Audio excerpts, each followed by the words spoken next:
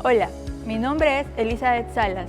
Soy asesora legal de empresas que se dedican al rubro inmobiliario y al comercio electrónico. Me especializo en Derecho Administrativo y Derecho Comercial.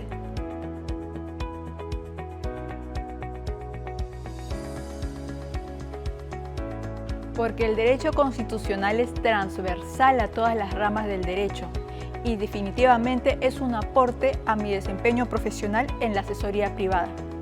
Un abogado que expande sus conocimientos es uno que va a brindar un mejor servicio, va a aportar calidad y resultados a sus asesorados.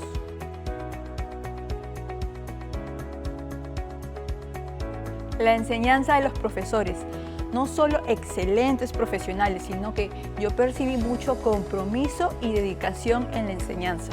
También me gustó mucho la plataforma virtual, muy accesible, ordenada, así como el soporte que te brinda la universidad antes de iniciar las clases. Una de mis especialidades es el derecho administrativo. Y ya lo dicen los libros y de hecho es la realidad, el derecho administrativo es el derecho constitucional concretizado. Capacitarme con un programa tan completo me brinda un plus a mí como profesional y me brinda herramientas de soporte para mis asesorados.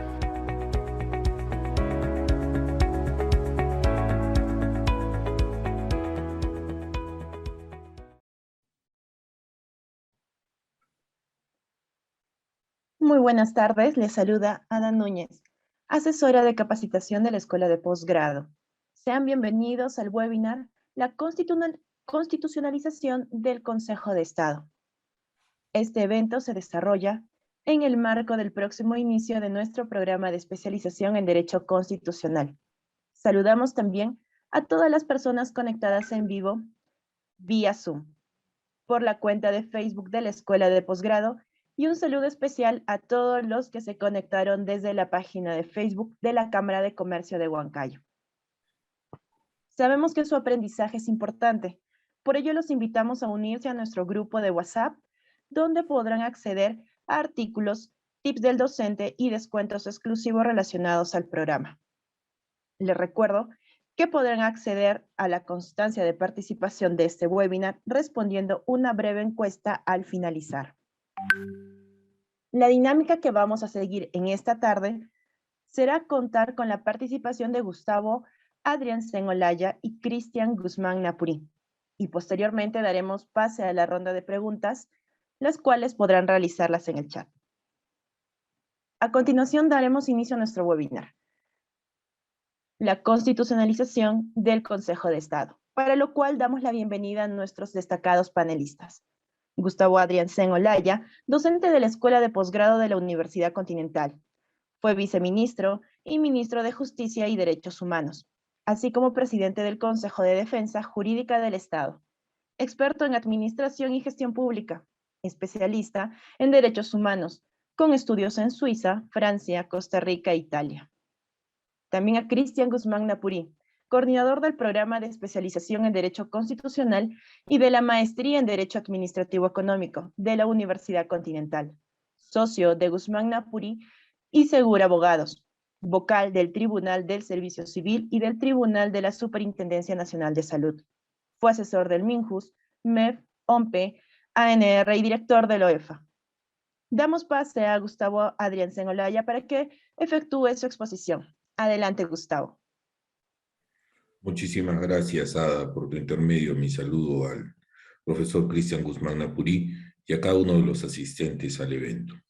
En primer lugar, permítanme expresar mi felicitación a la Universidad Continental, a la Escuela de Posgrado y a todos quienes hacen un esfuerzo por llevar adelante este programa de especialización en Derecho Constitucional, del cual además vengo siendo maestro ya en las ediciones anteriores.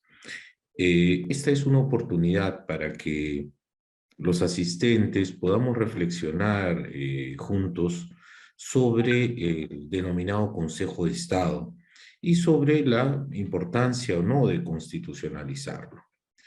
Cuando hablamos del Consejo de Estado nos referimos seguramente a aquellas reuniones que con alguna periodicidad se vienen produciendo en en Palacio de Gobierno con motivo de convocatorias expresas de los presidentes en funciones para resolver problemas o para discutir más bien problemas de importancia y trascendencia nacional. Estos consejos de Estado se vienen realizando ya hace muchos años y lo que siempre nos hemos preguntado es, ¿dónde están los consejos de Estado en la Constitución? ¿O dónde está el Consejo de Estado en la Ley Orgánica del Poder Ejecutivo? ¿Hay acaso alguna ley, algún decreto, existe alguna norma que lo haya creado? ¿O no son más que unas reuniones de altos funcionarios del gobierno con buenas voluntades y punto? Todo esto ha venido generando preocupación y se ha visto en los últimos años la necesidad de regular el Consejo de Estado. Pero hacerlo ¿cómo? Han habido algunas iniciativas legislativas anteriormente con el ánimo de tratar de darle forma a crearlo. Frustradas hasta el día de hoy, y digo hasta el día de hoy porque hace algunas semanas se presentó ya con este nuevo Congreso un nuevo proyecto de ley con idéntico propósito, el de constitucionalizar el Consejo de Estado. Vamos a rápidamente pasar algunas diapositivas en las que nos podríamos ir enfrentando a esta realidad y a la necesidad de poder cuadrar este Consejo de Estado dentro de la estructura y organización del aparato público. Si me permiten, con su venia, voy a pasar algunas diapositivas que nos ayudarían en este ejercicio de reflexión. Permítanme, por favor. Okay.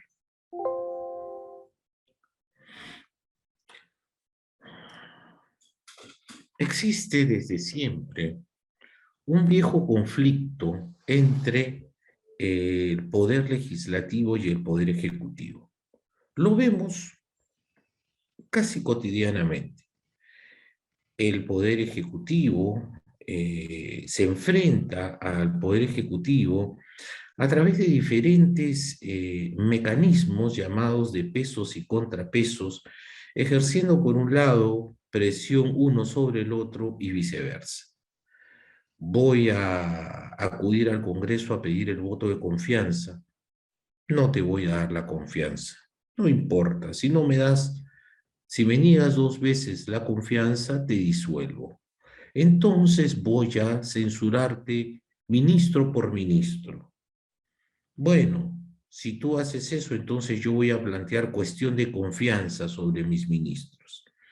Estas relaciones difíciles en verdad no se han resuelto. Y a decir de nuestro colega, amigo, docente y director del programa, probablemente no se resuelva. Es parte de la dinámica del poder, esta suerte de conflicto permanente, este estarse controlando de manera permanente. Y el Consejo de Estado se yergue como una suerte de espacio de diálogo en medio de este conflicto, porque convoca para situaciones de interés nacional, de urgencia, convoca a los más altos dignatarios, a los representantes de los 3 poderes del Estado, ejecutivo, legislativo y judicial, así como a otros jefes, líderes de los organismos constitucionalmente autónomos, con el propósito de escuchar la problemática, de dar propuestas de solución y de, en general, poder generar al más alto nivel, reitero, un espacio de diálogo y de entendimiento.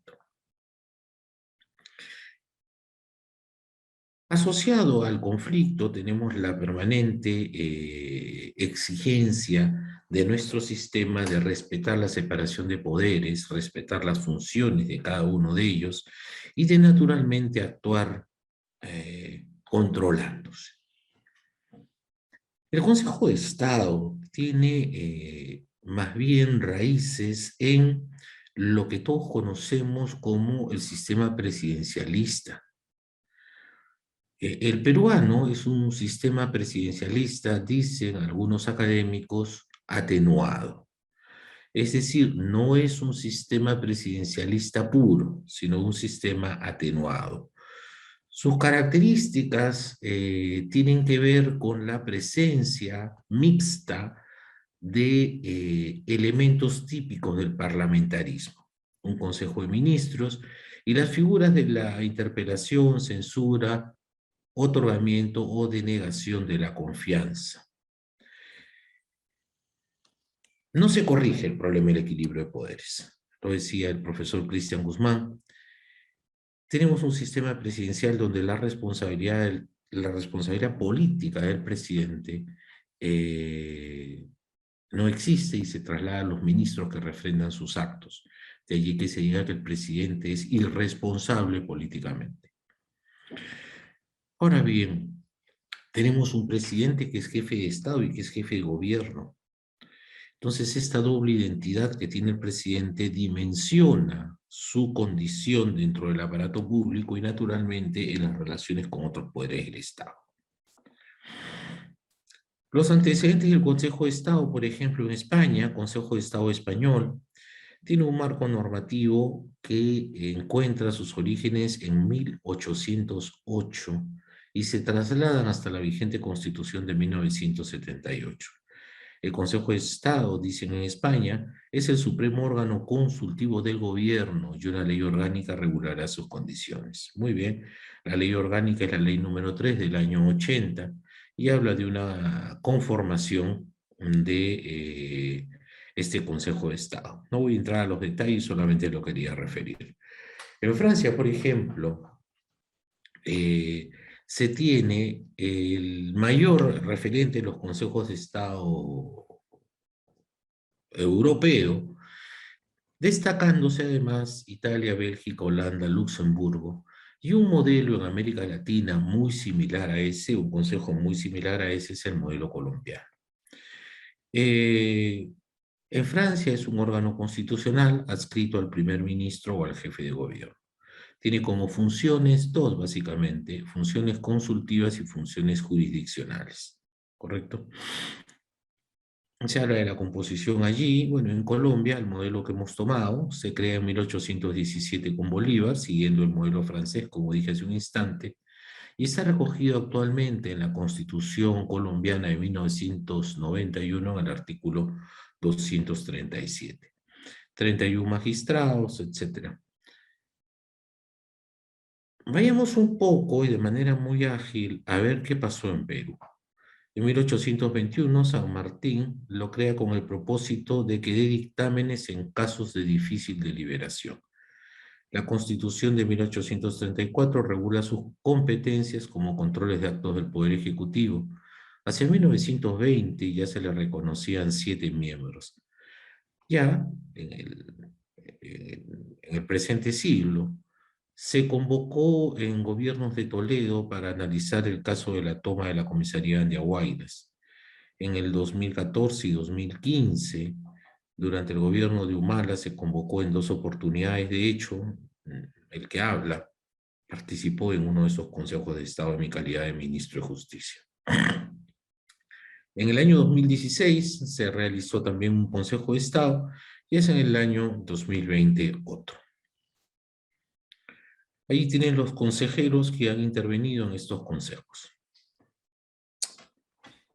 Lo dije al principio y con esto voy a terminar esta brevísima exposición para dar paso a la etapa siguiente, el webinar.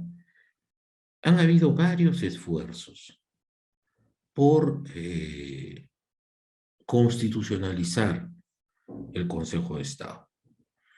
Yo, en términos personales, me permito decirles que no me he identificado con ninguno de los proyectos de ley, porque han pretendido, en la mayoría de los casos, ser extremadamente reglamentaristas. Y la experiencia demuestra que este Consejo de Estado funciona de una manera bastante espontánea. no con las rigideces de la burocracia palaciega. No creo que ese haya sido el derrotero seguido por ninguno de los proyectos, y como se verá seguidamente en el último proyecto presentado hacia el 2021, este año tampoco. Ley de reforma constitucional que crea el Consejo de Estado. Créase el Consejo de Estado de la República del Perú a efecto de ser incorporado en la Constitución Política, y se propone incorporarlo en el título séptimo de los órganos auxiliares del Estado, y los artículos 207, Consejo de Estado; 208, conformación del Consejo de Estado; 209, convocatoria del Consejo de Estado; 210, obligatoriedad y concurrencia al Consejo de Estado; 211, acuerdos del Consejo de Estado en la Constitución Política, y luego se describen los términos. Fíjense, una primera mirada a este proyecto de ley nos haría creer que la voluntad es extremadamente reglamentalista. Hubiese sido más que suficiente la creación del Consejo de Estado y luego indicar que una ley orgánica regularía su conformación, convocatoria, obligatoriedad, acuerdos, etcétera, etcétera, etcétera. Llama la atención sobremanera también que la iniciativa de este proyecto de ley sea legislativa y no por una iniciativa del Poder Ejecutivo. Esto va mostrando ya cuál es la voluntad, una voluntad desde el legislativo de regular, normar, controlar el Consejo de Estado, y no desde el Ejecutivo, como reitero, con ánimo de afianzar, si se quiere, una figura presidencialista. Según este proyecto de ley, sería un órgano consultivo con carácter autónomo, auxiliar, plural, pacificador, que tiene como finalidad dar soluciones a crisis políticas de interés nacional, salvaguardar los derechos fundamentales de la nación en regímenes de excepción y otras urgencias debidamente fundamentadas. Algunas consideraciones naturalmente saltan a la vista, ¿no? ¿Quién define y cómo se define las crisis políticas de interés nacional? Las crisis políticas son, por ejemplo, los cuellos blancos, los casos de corrupción.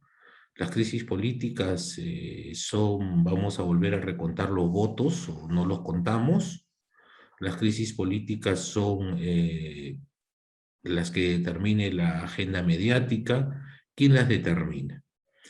Por otro lado, un fin pacificador, la verdad, como espacio de diálogo yo me hubiese sentido bastante contento. Y fíjense la conformación del Consejo de Estado, integrado, dice, por las más altas autoridades del gobierno, que no son otras más que quienes dirigen los tres poderes públicos y los órganos constitucionalmente autónomos. Presidente de la República, acompañado del presidente del Consejo de Ministros, el presidente del Congreso, presidente del Poder Judicial, presidente del Ministerio Público, presidente del Tribunal Constitucional, presidente del Jurado Nacional de Elecciones, Contralor General de la República, Defensor del Pueblo, presidente del Banco Central de Reserva. Mire, yo creo que ya son un poquito bastantes, ¿no? Ya apareció una asamblea y no un consejo. En fin, vamos a pasar el artículo 207, órgano supremo consultivo del Estado de carácter autónomo, auxiliar, pacificador, nuevamente, para dar soluciones a las crisis.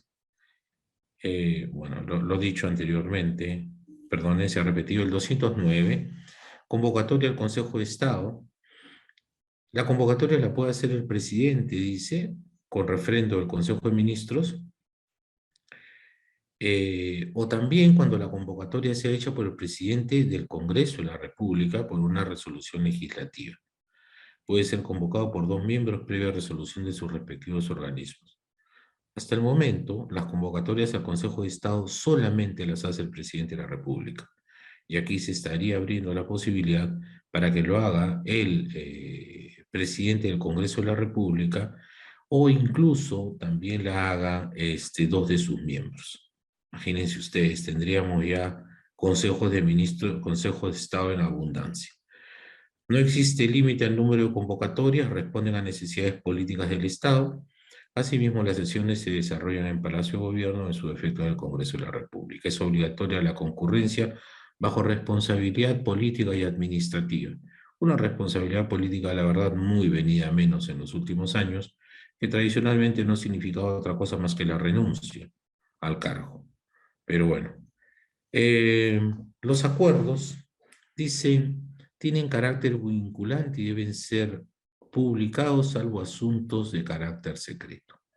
Se modifica el 117 con la responsabilidad del presidente en caso no concurrir. Fíjense, se propone que si el presidente no concurre a los consejos de Estado, incurra en responsabilidad constitucional, es decir, sería una causal más para hacerle juicio político y eventualmente determinar la vacancia del presidente de la República.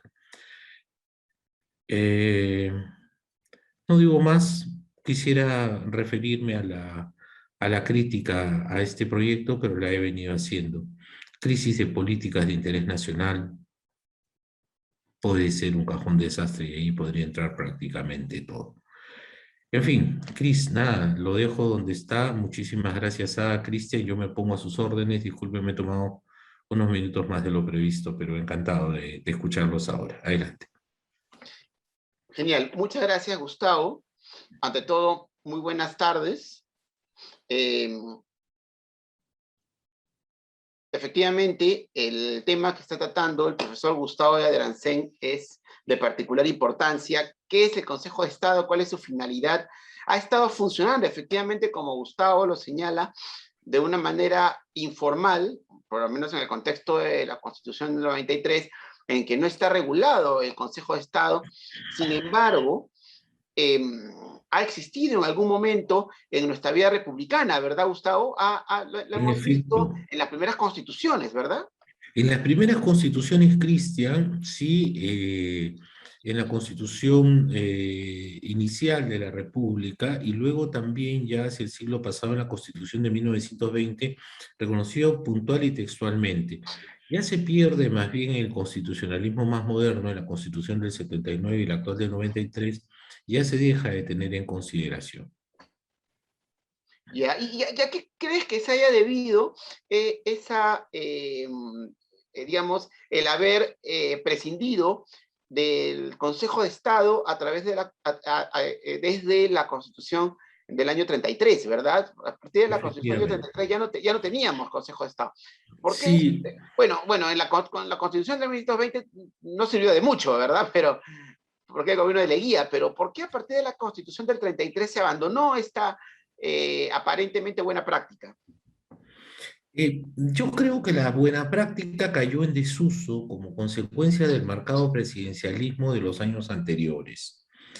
Es decir, ya voy a la práctica, ¿no? Los presidentes eran muy presidentes y prescindían de la consulta a cualquier otro poder del Estado. Entonces, ellos no vieron la necesidad de convocar estos consejos de Estado y fue una manera de acentuar, diría yo, la figura del presidente sobre el Parlamento.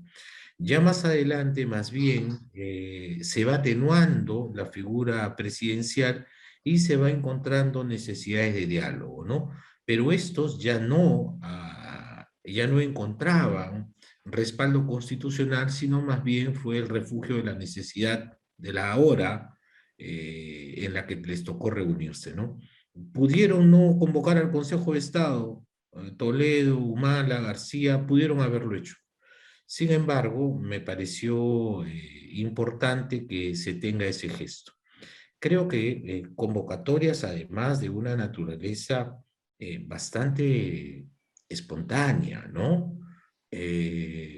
No rígidas, donde se convocaba para explicar un problema y para escuchar opiniones. De hecho, no es el Consejo de Estado un espacio de decisión. Es decir, el Consejo de Estado no emite resoluciones, decretos, no hay actos resolutivos. Por eso, insisto en que el Consejo de Estado en puridad y como viene funcionando es solo eso, es un espacio de diálogo, es un espacio de reflexión para atenuar fundamentalmente estas iras del poder que vemos con alguna frecuencia, donde se generan enfrentamientos que parecen irresolubles, y el Consejo de Estado pues llega para generar ese espacio tan necesario de diálogo que a veces se pierde, ¿no?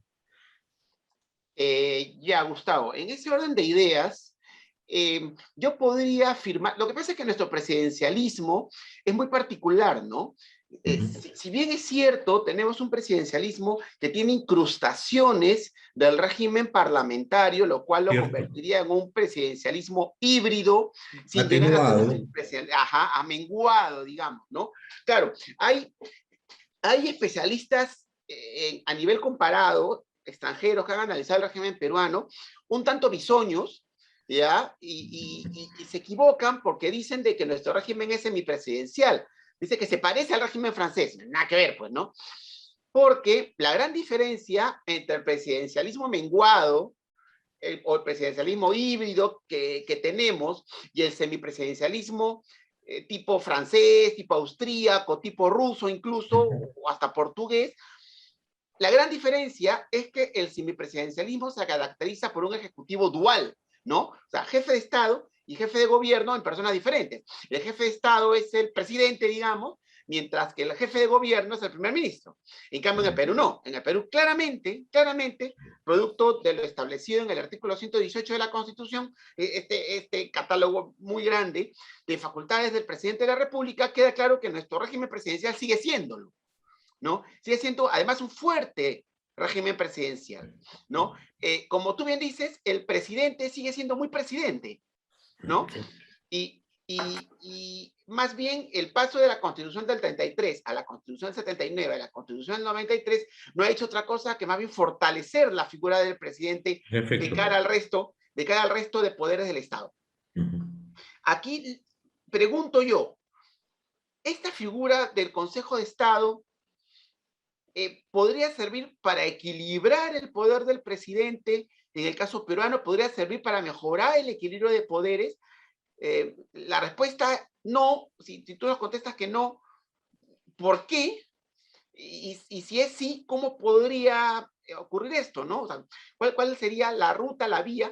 Porque como tú bien señalas, la Constitución, la propuesta de reforma constitucional pretende ser muy reglamentarista cuando tranquilamente podría haberse optado por una ley orgánica, ¿verdad? Sí, sin duda, sin duda. Sencillísimo. Mira, Cris, yo creo que mi respuesta sería no.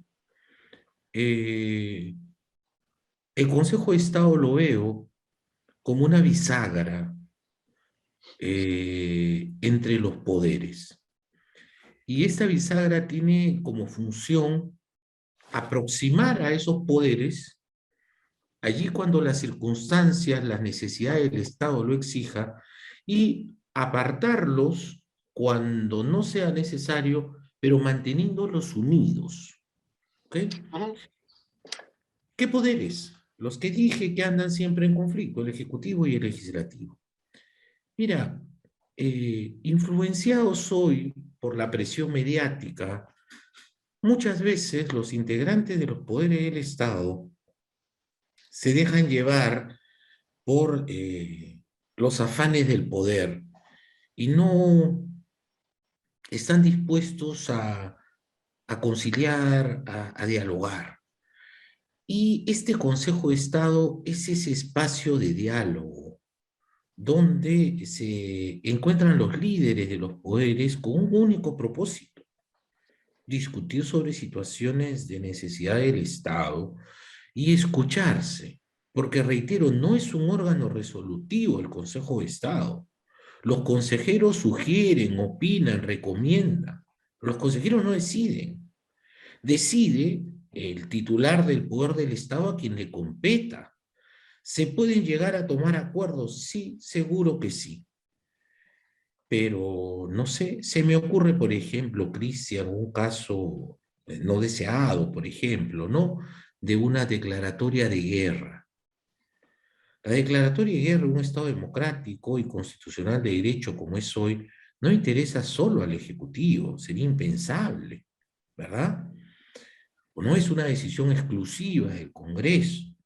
Entonces, este Consejo de Estado sirve para que en situaciones de necesidad, de urgencia, podrían llevarse a cabo estos consejos. ¿Qué creo? Creo que su constitucionalización es necesaria, pero en mi opinión debería ser una mínima constitucionalización. Un reconocimiento a la existencia del Consejo de Estado a nivel constitucional, sí, para consolidarlo tal vez, sí. Y luego un desarrollo también mínimamente reglamentarista a través de una ley orgánica, pero solo y a ese nivel, más nada, más nada. Porque finalmente no le vas a estar poniendo pues cortapisas a los titulares del Consejo de Estado y no vas a estar permitiendo tampoco que, por quítame esta paja, el Consejo se reúna pues 2 veces al mes como el directorio de cualquier empresa, ¿no? Eso no puede ocurrir, No tiene ¿no? mucho sentido, ¿no? No, de ninguna manera. Y tiene que ser también de una composición mínima.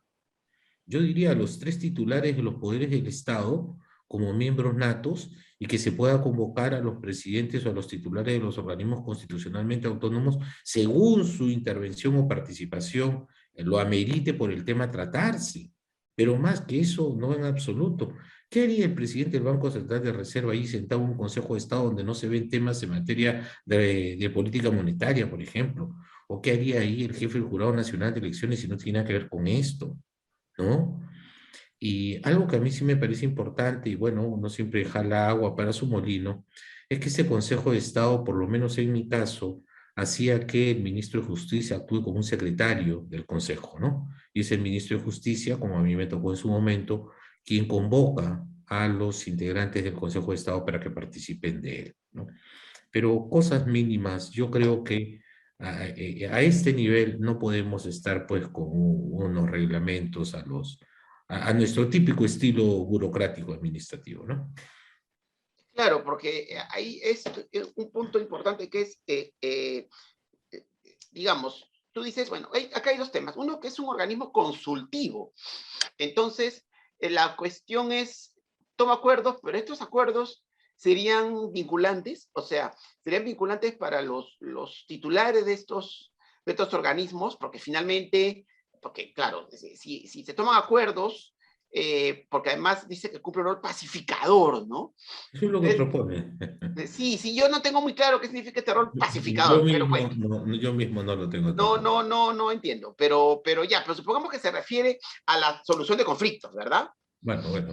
Claro, si es así y se llega a acuerdos, estos acuerdos, qué tan vinculantes debieran ser? O serían, o deberían ser vinculantes, no deberían ser vinculantes, porque tú nos decías, oye, no es apropiado generarle cortapisas a los poderes, no hay que, no le puede ser al presidente de la República que es lo que tiene que hacer como resultado de este acuerdo, o sea, o al presidente del Poder Judicial, o al presidente del Congreso, o sea, ¿qué tan vinculante? Porque si no son acuerdos vinculantes, y solamente le pongo, porque si solamente el Consejo de Estado se reúne para hacer catarsis, ¿no?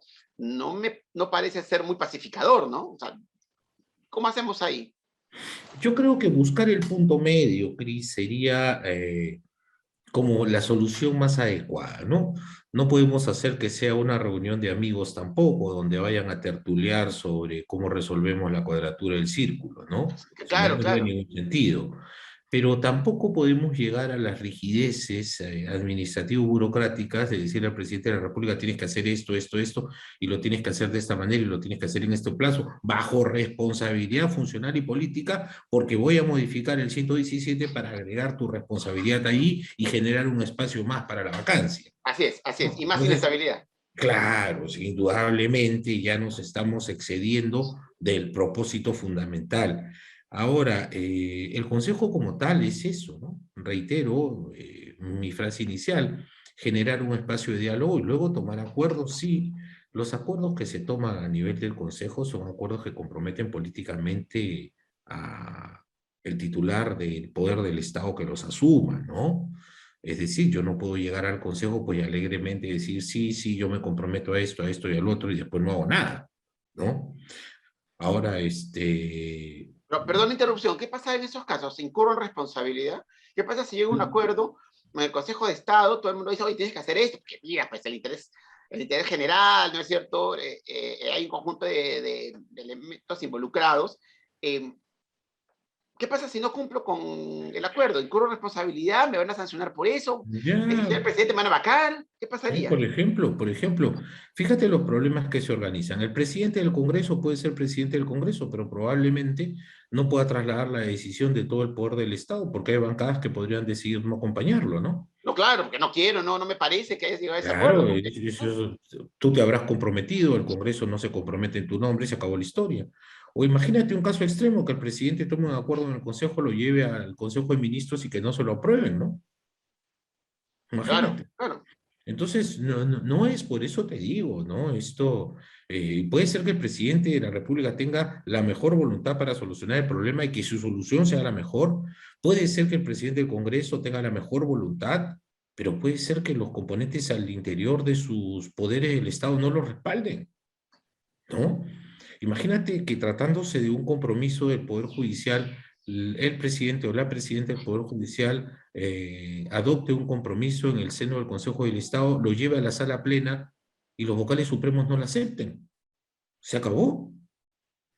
Entonces, no es tampoco que se quiera decir que porque un acuerdo se adopta ahí va a misa, ¿no? Porque finalmente Claro, los claro. titulares son titulares, representan, pero el presidente del Congreso es un primus inter pares y nada más que eso, ¿no? Entonces, allí también hay que hilar muy fino cuando de responsabilidades y sobre adopción de acuerdos se trata, ¿no? Y por otro lado, Cris, me parece importante no perder de vista quién promueve la constitucionalización del Consejo de Estado. ¿Por qué las iniciativas siempre han sido iniciativas legislativas a partir del Congreso de la República y no desde el Poder Ejecutivo? Entonces, allí queremos también poner énfasis porque dependiendo de dónde provenga la iniciativa legislativa, vas a darte cuenta si lo que se pretende hacer es fortalecer al Parlamento, si lo que se pretende hacer es fortalecer al Ejecutivo. Esta última propuesta a la que yo me he referido, sin duda alguna, fortalece de manera significativa al Parlamento versus el Poder Ejecutivo. Y aquí están los dos poderes jugando a quién va primero y cuál es el mejor proyecto, cuál es el que finalmente se apruebe, ¿no? Ya, claro, claro. Ahora, tú nos dices de que la conformación de este Consejo de Estado no es la mejor, ¿no? Porque además hay demasiada gente, demasiados miembros, o sea, hay muchos huevos en la canasta, ¿no? Porque no sé qué hace el presidente del Comando Conjunto ahí, por ejemplo, ¿no? Porque se supone que las Fuerzas Armadas no son deliberantes. Para nada. Con lo cual, para empezar, no tendrían por qué estar ahí. Si quieres, ponga al Ministerio de Defensa, al Ministro de Defensa, perdón, pero no tendría por qué estar el Comando Conjunto, ¿no? ¿Qué hacemos ahí? ¿Por qué? ¿A qué puede deberse porque la exposición de motivos tampoco es muy clara, ¿no? Para variar. Entonces, Sí, muy, muy incompleta, adolece de una motivación, pareciera hecha muy a la carrera. Mira, si haces un consejo muy grande, va a ser muy difícil que opere. Se va a hipertrofiar. Lo mejor es un consejo muy pequeñito, insisto, en el presidente de la República, presidente del Congreso y en la presidenta del Poder Judicial, no más que estos tres titulares como miembros plenos, y que ellos decidan a quién invitan, atendiendo la naturaleza de las cosas. Si estamos frente a desastres naturales, probablemente tenga que invitar, Dios no quiera, un terrible terremoto, Cris, ¿no? Podríamos invitar al ministro del Interior, al ministro de Defensa, al jefe de INDECI, etcétera, ¿no?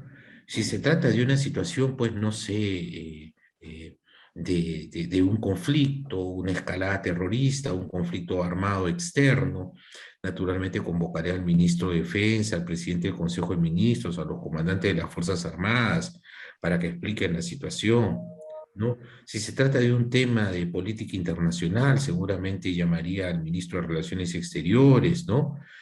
No sé, algún tema de trascendencia distinta por algún proceso de naturaleza judicial, ¿no? O que tenga una dimensión jurisdiccional extraordinaria, convocaría al Jurado Nacional, perdón, al presidente del Tribunal Constitucional, y eventualmente, por la relevancia de alguna de las figuras de ese momento, se le podría convocar, ¿no? Entonces, yo creo que convertir al Consejo en una asamblea con 10, 12 miembros es un absoluto despropósito. Es en verdad quitarle lo práctico, lo espontáneo, lo ágil que debería de ser. Imagínate, Cris, 12 miembros, que cada uno hable 2, 10 minutos. Ya tienes a Son 2 2 horas, horas claro. sentado, Ujú. ¿no? Con sus más y sus menos, o sea, toda una mañana. Y los titulares de los poderes del Estado sentados en un Consejo de Estado. Puede ser. A mí no me parece, a mí no me parece.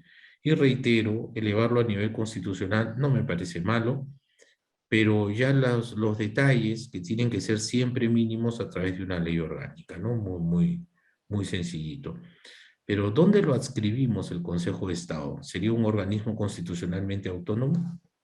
Sí, aparentemente, ¿no? La idea aparentemente es que sea un organismo constitucional y con todas esas características, me parece.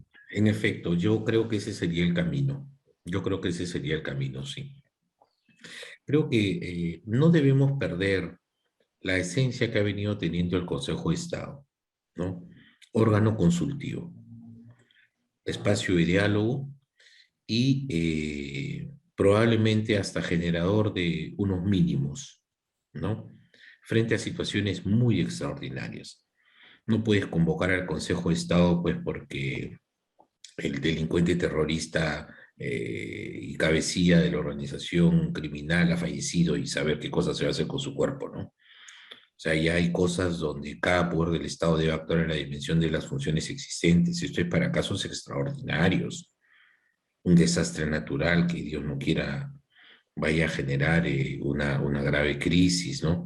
La pandemia, por ejemplo, ¿no? De la COVID-19, situaciones impredecibles que se presentan en nuestra vida política y que ameritan una decisión pues al más alto nivel, una coordinación al más alto nivel, porque ojo, en el Consejo de Estado no se van a asumir posiciones que de ninguna manera signifiquen violentar las funciones de otro poder, obligarlo a hacer aquello que no le compete, ni nada por el estilo, ¿no? O sea, es un mecanismo, es un espacio de diálogo para que coordinemos la mejor forma de hacer las cosas todos juntos, ¿verdad? Porque, ojo, es Consejo de Estado, ¿no? No es un Consejo del Gobierno, para eso está la presidencia del Consejo de Ministros. Esto es un consejo más ampliado donde intervienen las demás fuerzas políticas del país. Y entonces, siendo esto así, ¿qué tan útil sería el Consejo de Estado para resolver los grandes problemas del país? Desde el equilibrio de poderes, pasando por la gobernabilidad, la resolución de crisis políticas. ¿Qué tan útil sería? Nos sirve, sí nos sirve, ¿verdad? Pero ¿qué tan útil podría ser?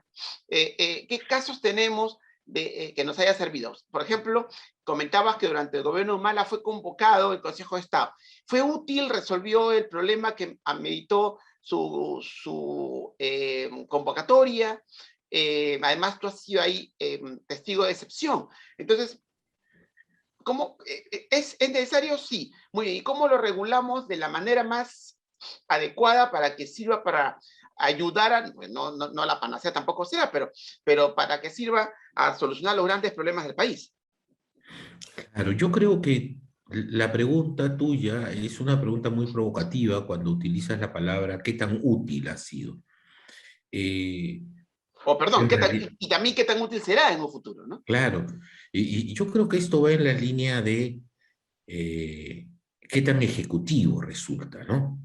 No tiene facultades ejecutivas, es decir, el No, Consejo no tiene. no podría decidir, ¿no? Entonces uno se pone a pensar y dice, bueno, entonces si no decide, si no resuelve nada, cómo se concretan sus acuerdos y quién está obligado a cumplirlos.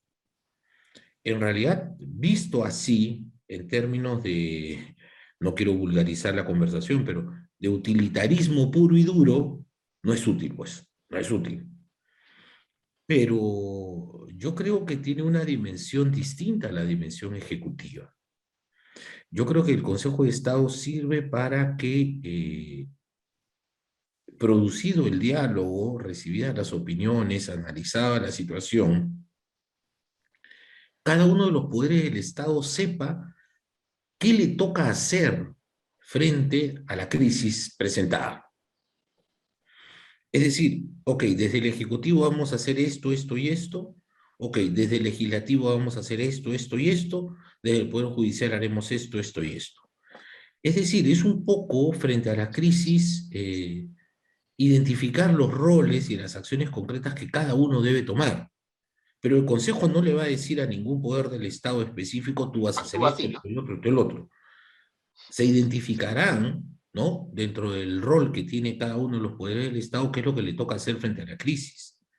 Y allí, mirándose las caras, los altos dignatarios de nuestro país tendrán que asumir el compromiso de decirle si efectivamente yo salgo de acá, inmediatamente voy a dar las disposiciones para que se haga esto, esto y el otro, ¿no? Creo que así es como debería ser, y no como ocurre regularmente en la administración, que por falta de diálogo nos estamos, disculpa, esta frase es muy común, nos estamos pisando el poncho, ¿no? Todos vamos atrás y no tenemos un sentido, no tenemos una dirección, no tenemos un propósito, ¿no? Y al contrario, parece que muchas de las cosas que hace un poder, el otro poder quiere deshacerlas. Creo que el Consejo de Estado, si bien no tiene un carácter ejecutivo, por su naturaleza puede definir una ruta para dar solución a los problemas y en esa ruta identificar qué es lo que le corresponde hacer a cada poder del Estado en el marco de su autonomía, reconociendo la separación de poderes y naturalmente impulsando hacia la gobernabilidad. Yo creo que ese sería el propósito. ¿Cómo ha servido, pusiste algunos ejemplos en el derecho comparado, cómo ha servido esta figura del Consejo de Estado en otros países? Cuando nosotros vemos hacia afuera y decimos, uy, ¿cómo ha funcionado en otros países? Cris, mira, yo creo que la experiencia de nuestro Consejo de Estado está muy pegada a la de la experiencia española, distante de la francesa de manera significativa, donde el Consejo de Estado incluso tiene carácter jurisdiccional. ¿Conoces tú la legislación, el derecho constitucional francés, donde el Consejo de Estado incluso se pronuncia previamente a la entrada en vigencia de las leyes sobre su constitucionalidad? Entonces, si bien la nomenclatura puede coincidir, reitero, puede coincidir, es extremadamente distinto al Consejo de Estado de otros países con relación al que queremos concebir aquí. Más pegado, si se quiere, a un Consejo de Estado, al modelo español, traído, y esto lo tenemos que reconocer, de la Constitución Española del 78, la postfranquista, y muy similar a la del año 79 nuestra, ¿no es cierto? Pero no hay más comparación próxima, en mi opinión, con lo que ocurre. Incluso el denominado Consejo de Estado colombiano es significativamente distinto al que nosotros tenemos aquí en Porque el la región. Consejo de Estado colombiano es muy similar o se inspira en el Consejo de Estado francés, ¿verdad? Sí, sí, claro, claro, sí, sí, por supuesto. Y el Porque el francés, Consejo de como te Estado digo, francés tiene en realidad facultades consultivas y jurisdiccionales inclusive. así es diferente, porque el Consejo de Estado francés es una especie de poder judicial contencioso administrativo, ¿no? Sí, y si te demoras, también constitucional, ¿no? Claro, claro, también, ¿no? Ujú. ¿No? Creado en el siglo, a principios del siglo XIX, con la finalidad de más bien extraer del Poder Judicial las discusiones administrativas. En 1808, efectivamente, sí. Así es, en pleno imperio napoleónico, ¿no? Ya. De ¿No? ahí la presencia fortísima del presidencialismo, ¿no? Claro, claro, claro. Ya. Eso está clarísimo, ¿no? Bien, el tiempo nos está ganando. Entonces, Talía, por favor, queríamos ver si tenemos preguntas, comentarios, para poder contestarlas, por favor.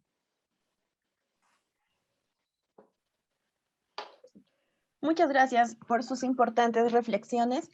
A continuación, pasamos a la ronda de preguntas. Invitamos a los participantes a realizar sus consultas por escrito en el chat de preguntas. Bien, tenemos una pregunta de Edwin Montoya. Ante la promulgación de la Ley 31352 sobre la disposición de cadáveres de terroristas y en concordancia con el artículo 103 de la CPP, Se podría decir que se estaría incurriendo en una figura de inconstitucional. ¿Qué figura se podría plantear a fin de disponer de los restos del líder de Sendero Luminoso? Uy, es un tema que se aleja un poco de lo que estamos tratando, ¿no? Pero sí creo que sí podríamos esbozar una respuesta, ¿no, Gustavo? Sí, si me permites, Cris, yo he estado siguiendo muy de cerca este tema. Lo hice no solamente por inquietud e interés académico, sino además porque a mí me ha unido o siempre un ejercicio profesional que he estado muy vinculado siempre con el enfrentarme a estas organizaciones terroristas desde los tribunales de justicia. He leído el proyecto de ley aprobado hoy día, muy tarde, hacia el mediodía, en una edición extraordinaria del Peruano, que en líneas generales el proyecto de ley dice lo siguiente: los cadáveres de los delincuentes terroristas y quienes hayan sido declarados traidores a la patria, que se hayan encontrado purgando sentencia firme y tengan calidad de cabecillas, líderes, etcétera, de estas organizaciones terroristas, serán incinerados. Se establece que el fiscal a cargo, luego de practicar la necropsia, levanta un acta comprobando la incineración. Y se dice finalmente que la autoridad sanitaria, el Ministerio de Justicia y el Ministerio del Interior verificarán efectivamente en 24 horas que esta acción se cumpla. Y luego se le encarga al Ministro de Justicia y al Ministro del Interior para que en fecha, hora y lugar reservados se deshagan de las cenizas. La pregunta va dirigida a si esta ley aplica al delincuente terrorista Ismael Guzmán Reynoso. En mi opinión, sí, porque se cumplen perfectamente los requisitos. En primer lugar, se trata de un cadáver, ahí está congelándose en la morgue del Callao. En segundo lugar, se trata de un delincuente terrorista que había sido condenado, estaba cumpliendo su condena, es correcto. Y la tercera condición, estamos frente a un cabecilla de la organización terrorista. Cumplidas estas condiciones, la ley ha sido publicada el día de hoy, el día de mañana entra en vigencia, el día de mañana el fiscal debe emitir una resolución motivada e inimpugnable, dice la ley, y el subsiguiente día, pasado mañana domingo, se tiene que ya disponer de las cenizas luego de haberse cremado, ¿no? Creo que es aplicable aún porque ahí no se aplica la figura de la retroactividad de la ley porque el cadáver está presente, ¿no? O sea, ahí está. Ahora todos sabemos que la propia Ley General de Salud, en su artículo 114, tenía prevista la disposición de los cadáveres en estas circunstancias. La Ley General de Educación dice que los NN y aquellos que habiendo sido reconocidos no son reclamados por sus familiares en 36 horas, son entregados a la escuela de medicinas, a las escuelas de medicina con fines científicos. Y como todos sabemos en esta sesión, los cadáveres que no son recogidos de las morgues son tirados a las fosas comunes de los cementerios y rociados en cal hasta que desaparecen. Eso es lo que se ha debido hacer, sin embargo se ha querido hacer una ley, bueno, solo para cabecillas terroristas y traidores a la patria. Yo pregunto qué pasa con los sicarios, qué pasa con los violadores y asesinos de niños, qué pasa con otros crímenes horribles. ¿Por qué no se escogió la fórmula de todos los condenados a cadena perpetua, a su muerte en los penales, serán incinerados, etcétera? Hay voces políticas que querían introducir, por ejemplo, el tema de los condenados por lesa humanidad. Y ya sabemos que hay una deficiencia de naturaleza de tipicidad del delito, ¿no? La lesa humanidad como tal fue reconocida en los últimos años. Antiguamente esta categoría jurídica no existía y no estaban definidos así. Hay todo un problema, pero bueno, ya parece que para el domingo vamos a tener resuelto este asunto. No sé si ha respondido como se esperaba la pregunta. Sí, de acuerdo, yo estoy de acuerdo con tu análisis, Gustavo. Efectivamente, no tendría por qué ser una norma inconstitucional, no hay una vulneración ni por el procedimiento, ni por el fondo a lo dispuesto por la Constitución. ¿Ya? Ese me parece que es clave. Bien, Thalía, ¿alguna otra pregunta, por favor? Sí, De Facebook tenemos una consulta. ¿El Consejo de Estado es deliberativa y autónoma? ¿Cómo sus acuerdos se ejecutan y de quién depende? El Consejo de Estado actualmente, como lo veníamos diciendo en la presentación, no tiene todavía reconocimiento dentro de, el aparato del Estado. Se está promoviendo reformas constitucionales para darle un espacio dentro de la estructura orgánica. Coincidiendo con el doctor Cristian Guzmán, creo que lo mejor sería reconocerlo como organismo constitucionalmente autónomo y a partir de ahí aprobar una ley orgánica que regule su estructura, funcionamiento, etc. No es un órgano deliberativo, más bien es un órgano consultivo. Sí, de acuerdo. ¿Alguna otra pregunta, por favor, Talía?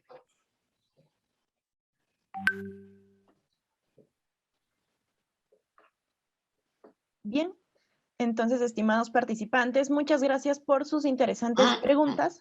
Estos y más temas serán vistos en nuestro programa. Continuando con nuestro webinar, quiero darle paso a nuestro coordinador del programa de especialización en Derecho Constitucional, Cristian Guzmán, quien les comentará acerca de nuestro programa y la nueva modalidad de estudios. Adelante, profesor. Muchas gracias. Quiero contarles algo, que es el pronto inicio de la tercera edición de este año del programa de especialización en Derecho Constitucional, que efectivamente está bajo mi dirección y donde somos profesores, tanto el profesor Gustavo Arancer como este servidor. Y queremos contarles justamente que este programa genera una importante certificación, que es la especialista en Derecho Constitucional. No es un programa de especialización de 144 horas, ¿no? Muy, muy profundo. Pero no solamente eso, sino que además, luego de este programa, tenemos el dictado, o se dicta, el programa de especialización en Derechos Fundamentales y Procesos Constitucionales, los cuales juntos hacen un diplomado o diploma conforme lo dispuesto por la ley universitaria. Esto es muy importante porque estas especializaciones en derecho constitucional son claves porque como nos hemos dado cuenta, en la realidad concreta a nuestro alrededor, no existe un conocimiento cabal de cómo se interpreta, cómo se entiende, cómo se aplica la Constitución, ¿verdad? Se habla de la posibilidad de una nueva Constitución, pero ni siquiera la entendemos, ¿no? Entonces, es muy importante tener una preparación de todos. Acá no, este programa no está pensado necesariamente en abogados. Ahora, todo abogado debe conocer la Constitución. Un abogado procesalista, constitucionalista, administrativista, laboralista, civilista. Todos los abogados deben tener una especialización en derecho constitucional, porque el sustento de su posición jurídica al momento de efectuar la defensa, al momento de asesorar, al momento de desempeñar su labor, no va a ser completa. Pero como decíamos, esto no es aplicar solamente a los abogados, ¿verdad? Un economista, un administrador, un gestor público deben conocer a cabalidad la norma constitucional. Dicho esto, vamos a encontrar nosotros un conjunto de importantes módulos en materia constitucional. Tenemos el módulo 1, que es de teoría del Estado, donde vamos a aprender cómo se estructura el Estado, cómo está evolucionado, vamos a aprender acerca del Estado de Derecho. Ese módulo es dictado por este servidor. Tenemos este segundo módulo de teoría de la Constitución, donde vamos a entender en qué consiste, cómo es que se define, cómo se interpreta la Constitución. Módulo que está a cargo del profesor Gustavo Adrancén, presente con nosotros en este webinar. El módulo 3 de estructura del Estado y descentralización, muy importante para comprender cómo el Estado funciona. El módulo 4 de formas de gobierno y control de poder para entender no solamente las formas de gobierno, las formas de Estado, los sistemas de gobierno, sino además entender cómo es que opera este equilibrio de poder. El módulo 5 de derecho constitucional económico, ¿verdad? Que nos dice cómo es que se regula el régimen económico en la Constitución. Y finalmente el módulo 6 de teoría de los derechos fundamentales, que sirve para comprender de manera general cómo es que funcionan los derechos fundamentales y cómo se interpreta. Siguiente, por favor. ¿Cuál es la plana docente? El profesor Gustavo Arancén, que ya lo conocemos. Este humilde servidor, el profesor Víctor García Toma, que ha sido ex magistrado y es presidente del Tribunal Constitucional, también ha sido ministro de Justicia, al igual que el profesor Gustavo Arancén. Siguiente, por favor. Tenemos la profesora Nadia Palomino, tenemos al profesor Luis Sáenz y tenemos a la profesora Paula Siverino, ¿no? Todos ellos excelentes catedráticos, conocedores del tema que dictan a profundidad. Siguiente, por favor.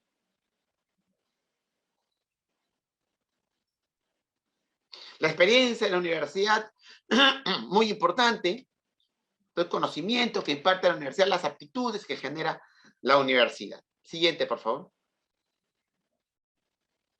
Tenemos los descuentos, que hay un descuento corporativo, hay un descuento a exalumnos y colaboradores, y hay un descuento importantísimo del pago a contado si es que se realiza el pago en una sola cuota. Siguiente, por favor. Tenemos entonces a Ada Luz Núñez Pérez, que es la asesora en este programa. Su teléfono, por favor, para que lo tengan en cuenta, para que se puedan comunicar con ella, para tener la mayor información sobre este importante programa de especialización en Derecho Constitucional, como les indicamos, ¿no? Muchas gracias por la atención. Para mayor información del programa, ingresen al enlace que estamos compartiendo en el chat. También estamos compartiendo el enlace de encuesta, la cual estará disponible solo el día de hoy. Recordarles que la constancia saldrá con los nombres y apellidos ingresados en la encuesta y serán remitidos a sus correos en un plazo de 30 días posterior al evento. Asimismo, los invitamos a ser parte de nuestro grupo de WhatsApp, donde podrán acceder a artículos, tips de docente y descuentos exclusivos. Estamos compartiendo el enlace en el chat. Estimados profesores, los invito a dar sus últimas palabras para finalizar el evento. Si me permites, Cris, en primer lugar agradecer a la Universidad Continental, a la Escuela de Posgrado, a ti, Cristian, por la gentil invitación a participar de este webinar. Y yo me uno a tu invitación a cada uno de los asistentes para que participen del programa de especialización en Derecho Constitucional. La plana docente que ha presentado el doctor Guzmán, a excepción del que habla, es una plana de espléndidos profesionales, conocedores de la materia, y estoy seguro que van a satisfacer largamente sus expectativas. Lo que traemos en el programa de especialización de Derecho Constitucional es reflexiones sobre la aplicación diaria y concreta de los temas del derecho constitucional, y eso hace que tenga una dimensión más allá de la jurídica.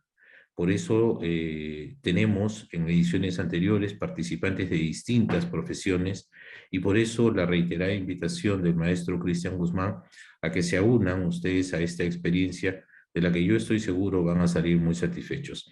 Estamos ya en la cuarta edición, me parece, del programa, y en cada una de estas ocasiones la encuesta de satisfacción nos muestra que quienes egresan se sienten verdaderamente satisfechos de haber participado en él.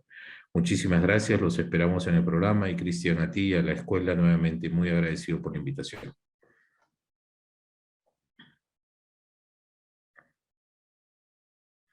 Cris, activa tu audio.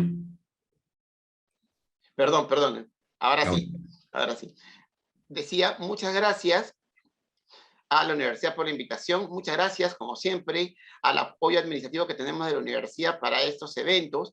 Y, sobre todo, muchas gracias a los asistentes al evento, ¿no? Hemos tenido una fuerte asistencia. Muchas gracias por habernos escuchado. Muchas gracias, Gustavo, por tu participación. Siempre es un placer compartir los webinars con el profesor Gustavo Arancén, y con todos será para otra oportunidad. Gracias. Gracias, hasta luego. Hasta luego. De esta manera, damos por concluido nuestro webinar. Agradecemos la participación de nuestros ponentes y a todos ustedes que nos han seguido conectados por este Zoom y las redes sociales. De parte de la Escuela de Posgrado de la Universidad Continental, les agradecemos su participación. Muchas gracias. Hola, mi nombre es Elizabeth Salas. Soy asesora legal de empresas que se dedican al rubro inmobiliario y al comercio electrónico. Me especializo en Derecho Administrativo y Derecho Comercial.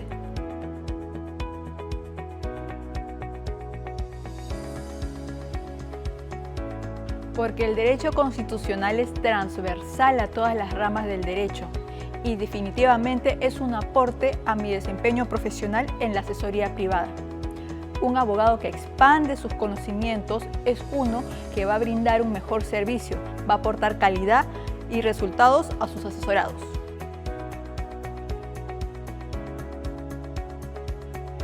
La enseñanza de los profesores, no solo excelentes profesionales, sino que yo percibí mucho compromiso y dedicación en la enseñanza. También me gustó mucho la plataforma virtual, muy accesible, ordenada, así como el soporte que te brinda la universidad antes de iniciar las clases. Una de mis especialidades es el derecho administrativo. Y ya lo dicen los libros y de hecho es la realidad, el derecho administrativo es el derecho constitucional concretizado. Capacitarme con un programa tan completo me brinda un plus a mí como profesional y me brinda herramientas de soporte para mis asesorados.